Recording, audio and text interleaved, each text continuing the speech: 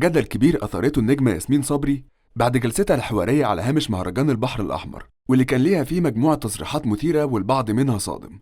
لكن ياسمين اللي شايفة نفسها ست صريحة ما عندهاش مشكلة مع ردود الأفعال، لأنها بتحب تقول الحقيقة وتكون واقعية.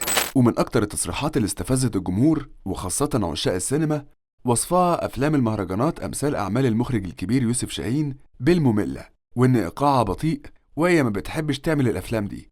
الافلام المهرجانات هو تيمبو الزمن الحقيقي. انا ساعات امل، انا اسفه، ساعات ولما اتسألت ازاي بتقول كده وهي في مهرجان سينمائي، كان ردها غريب جدا وقالت أنا مش هنا بصفتي فنانة.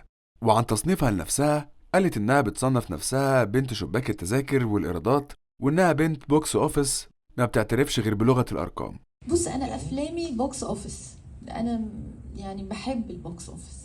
انا بتاع التحديات والتشالنجز. انا من الحصينه اللي هي بتجري في السباق. واتكلمت ياسمين عن أقوى سلاح بتستخدمه وإزاي بتواجه بيه مشكلات حياتية الشخصية، وهو الاستغناء، اللي بتشوفه سلاح قوي جدا في الحياة، لأنها مش مستاهلة الواحد يتعب نفسه.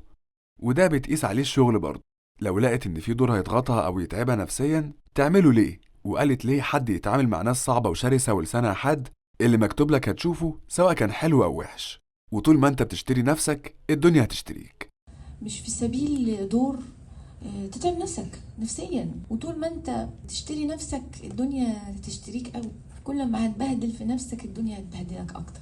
ووصفت ياسمين نفسها بإنها أنانية، وشايفة إنه البني آدم بيغلط لما بيفتكر إن حياته كينونته الحقيقية هي شغلانته، وإن في ناس ما بتعرفش تعيش لما شغلهم ينهار بسبب تعلقهم، زي لاعب الكرة لما يعتزل بيحس إن هو ملوش لازمة في الدنيا وبيدخل في اكتئاب، وكذلك الممثل.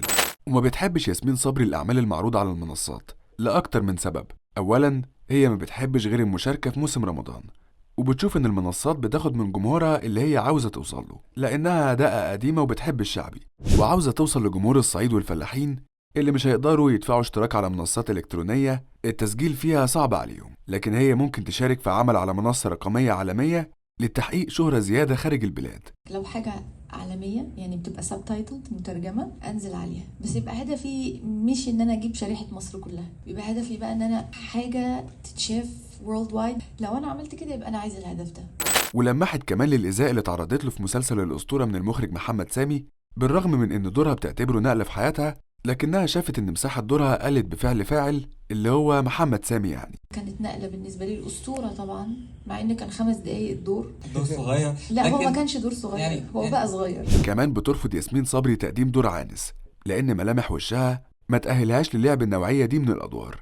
على الرغم من إن الجهة المنتجة أقنعتها بإن الفنان يلعب أي حاجة، لكنها مش مقتنعة، لأنها شايفة إن دورها هو رسم البهجة على وجه المشاهد. وقالت إنها بتحب الشغل مع محمد إمام لأن في كيمياء بينهم وهو بيضحكها خلف وأمام الكاميرا. وكمان قالت إن التمثيل قدام محمد رمضان مهم جدا ومفيد. محمد إنسان جميل جدا، دمه خفيف جدا، ابن ناس فعلا. هو بيضحكني اون كاميرا واوف كاميرا جميل جدا، لان رمضان بيصدق قوي الدور. فلما هو بيقف قدامي ويعيط، هو ناصر الدسوقي، هو مش محمد رمضان، هو مصدق. وعشان كده هو طبعا محمد رمضان الصراحه يعني.